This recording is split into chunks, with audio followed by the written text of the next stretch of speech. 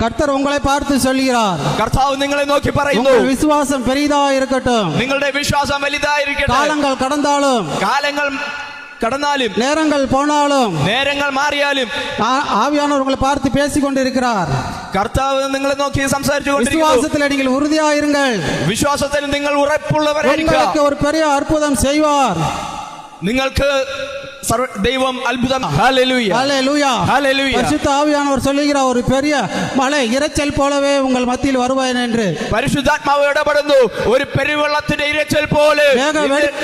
மேக வெடிப்பு எப்படி தண்ணி கொட்டுவது போலவே இந்த நாளிலே மகிமையாய் தேவன் இறங்க போகிறார். ഒരു കൊടിയം ഇടിമുഴക്കത്തോടെ സ്വർഗ്ഗത്തിൽ നിന്നും ദൈവത്തിന്റെ ആത്മാവ് ഇറങ്ങി പോകുക. விசுவாசிக்கிறவங்க கரங்களை தட்டி தேவனை நாம் மகிமைப்படுத்துவோம். വിശ്വസിക്കുന്നവർ കരങ്ങളെ ചേർത്തടിച്ച് ദൈവത്തെ മഹത്വപ്പെടുത്തിയാട്ടെ. ஆவியானவரை கரங்களை தட்டி நாம் மகிமைப்படுத்துவோம். പരിശുദ്ധാത്മാവിൽ നിറഞ്ഞ് കരങ്ങളെ അടിച്ച് ദൈവത്തെ സ്തുതിച്ചാട്ടെ.